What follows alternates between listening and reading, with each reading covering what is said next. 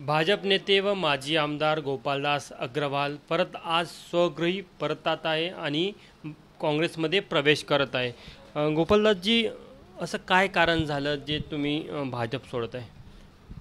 मी आजच्या 5 वर्षापूर्वी मोठ्या विकासाची अपेक्षेने भाजपामध्ये प्रवेश केला होता आणि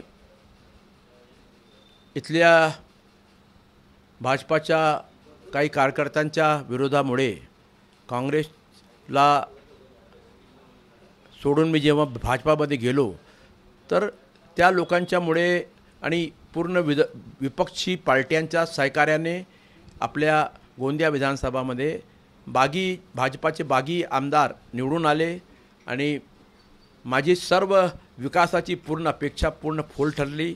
मागच्या 5 वर्षामध्ये एकही विकासाच्या कामाला ज्याला आम्ही आश्वासन घेतलं होतं माननीय देवेंद्रजीच्या बरोबर, आमच्या अमित भाईच्या बरोबर, ते एकही पूर्ण झाली नाही आणि त्या दृष्टीने मला असं वाटतं की आपण परत आपल्या स्वगृही परतलं पाहिजे। मधल्या काळामध्ये कुठेतरी प्रफुल्ल पाईचा देखील हस्तक्षेप वाढला होता ते महायुतीमध्ये आल्यानंतर? नाही, त्यांचा काही हस्तक्षेप नव्हता।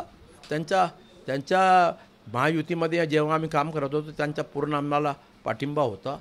तरी पण पक्षाची जी भूमिका होती ते सत्तासाठी इथल्या बागी भाजपाचे आमदाराच्या पाठीशी ती सरकार उभी होती असं मला दिसलं आणि त्या दृष्टीने आपण असा प्रकारची भूमिका घेणाऱ्या पक्षातून बाहेर पडावं आणि या दृष्टीने नानाभाऊंनी जेव्हा पुढाकार घेतला मागच्या लोकसभेच्या निवडणुकीच्या नंतर आम्ही ते मान्य केलं आणि आज तो चांगला मुहूर्त निघालेला आहे आणि सर्व नेत्यांच्या उपस्थितीमध्ये मी काँग्रेसमध्ये घर वापसी करत आहे।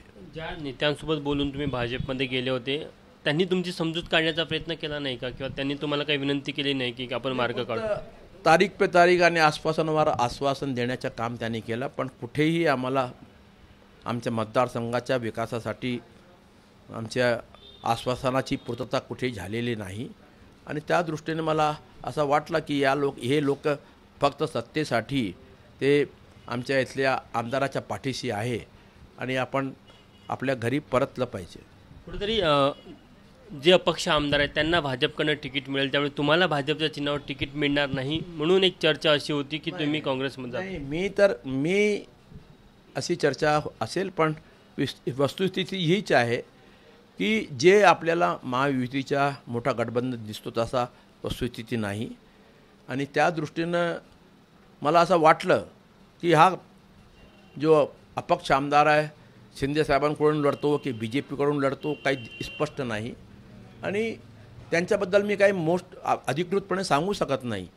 मला तिकीट मिळेल की नाही मिळेल ह्याचा निर्णय 1 महिन्यानंतर होणार होता, पण जी भूमिका आणि जी मागच्या 2-2.5 वर्षाचा इतिहास मी बघतो तर एक ताकद देण्याचं काम त्या आमदाराला सत्तासाठी भाजपाकडून देण्यात आलं। आमच्या इथले मोठे नेते जे जिल्ह्याचे आहेत त्यांनीच्या पूर्ण पाठबळ त्यांच्याबरोबर आहे आणि या दृष्टीने असा पक्षामध्ये दुटप्पी भूमिकेमध्ये मी राहणं योग्य नाही। आपण परत आपल्या घरी परतलं पाहिजे। काँग्रेसमध्ये प्रवेश करताना तुम्हाला त्यांनी गोंदियाच्या जागेचं आश्वासन दिलं का, किंवा असं काही अटी शर्ती? नाही, त्यांनी दिलं नाही, मी मागितलं नाही, पण मी गोंदियाहून काँग्रेस नक्की लढणार या प्रकारचं आश्वासन खरगेजी, चेनीथलाजी, आमचे नानाभाऊ, पृथ्वीराजजी, बाळासाहेब थोरात, नितीन राऊत, वडेट्टीवार हे सर्व लोकांनी मला एकदम एका वाक्यात सांगितलं की कोणत्याही परिस्थितीमध्ये काँग्रेस इथून लढणारच। तुम्ही आल्यामुळे महायुतीचं म्हणजे भाजप असेल किंवा इतर त्यांच्या मित्रपक्षाचं समीकरण कसं बिघडेल असं वाटतं तुम्हाला? कोणतं समीकरण बिघडणार नाही। मला आदरणीय शरद पवार साहेबांनी स्वतः सांगितलं की गोंदिया हा बालेकिल्ला आहे काँग्रेसचा आणि आपण काँग्रेसला ताकद देण्याचं काम सर्वजण करूया। पण आता आमचे इतर मित्र पक्ष आहेत ते पण या सीटवर क्लेम करू शकतात। नाही, विरोधी पक्षाचं समीकरण तुम्ही कसं बिघडवणार जर तुम्हाला आता? आम्ही जेव्हा एकदा खंबीरपणे काँग्रेसमध्ये काम करू तर सर्व विरोधी पक्षाचं समीकरण पूर्णपणे बिघडणारच। किती जागांचा फटका बसेल भंडारा गोंदिया जिल्ह्यामध्ये? भंडारा जिल्ह्यामध्ये जितकी जागा या महाविकास आघाडी लढेल ते पूर्ण जिंकणारच। या प्रकारचं मोठा वातावरण आणि त्याचबरोबर नानाभाऊला जेव्हा आपण या काँग्रेस पक्षाने अध्यक्ष केलेला आहे, राहुलजींनी केलेला आहे, तर त्याचा पण एक मोठी एक वातावरणाची निर्मिती झालेली आहे. नाना भाऊला ताकद देणे, नाना भाऊला पुढे आणण्याच्या दृष्टीने गोंदिया भंडारा जिल्हा पूर्णपणे त्यांच्या मागे उभे राहणार आहे. आज त्याचा शुभारंभ होता असं समजायचं.